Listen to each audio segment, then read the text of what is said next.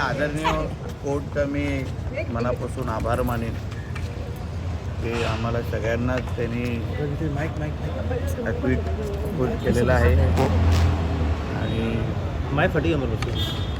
त्यांनी जो आम्हाला सगळ्यांना न्याय दिला आहे त्यासाठी मी मनापासून कोर्टाचा आभार मानतो। सर एकंदरीत 2013 से घटना थी, क्या क्या कोर्ट का निकाल है, क्या कहना चाहते हो?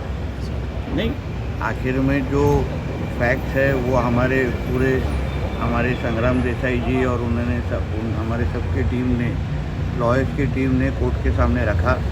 उन्होंने सभी फैक्ट्स को नज़र के सामने रखा और आखिर में हम सभी को न्याय दिया है, इसके लिए उनका आभार मानतो। त्यावेळी जी घटना घडली त्याबाबत काय सांगायचं आहे? आता मला वाटतं की आज कोर्टाने योग्य तो निकाल दिलेला आहे, त्यांनी सगळे सत्यता तपासलेली आहे। मला वाटतं आता त्याच्याबद्दल परत बोलणं उचित नाही। त्याचा निकाल आलेला आहे, एकंदरीत काय निकाल आलाय? नाही, जे प्रॉसिक्युशनची केस होती त्या दिवशी जी घटना घडली त्या संदर्भात प्रॉसिक्युशनने आपले सगळे एव्हिडन्स विटनेसेस दिले। After going through the evidence the court has come to a conclusion that the prosecution has failed to prove the case आणि म्हणून सर्व आरोपींची निर्दोष मुक्तता करण्यात आलेली आहे। एक्झॅक्ट घटना काय होती त्या दिवशी? ती घटना होती की आपल्या सगळ्यांना माहिती आहे की काही लोकांवरती असॉल्ट झाला होता आणि त्या असॉल्ट करण्यामध्ये नितेश राणे आणि त्यांचे सहकारी होते अशी प्रॉसिक्युशनची केस होती।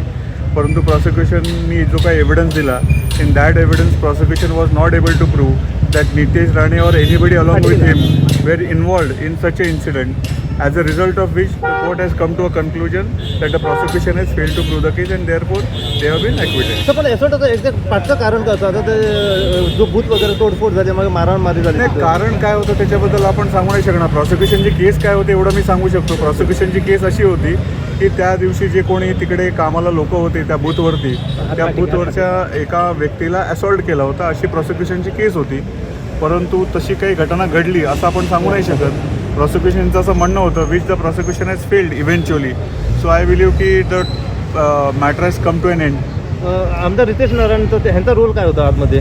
यांचा वेगळा असा रोल काही नव्हता, कॉमन सगळ्यांचा जो रोल होता तोच नितेश राणेचा होता। त्यांनी दिलेल्या निकालाबद्दल एक तर तो ॲक्सेप्ट करायचा असतो किंवा ॲक्सेप्ट नाही झाला तर अपील करायचा असतो।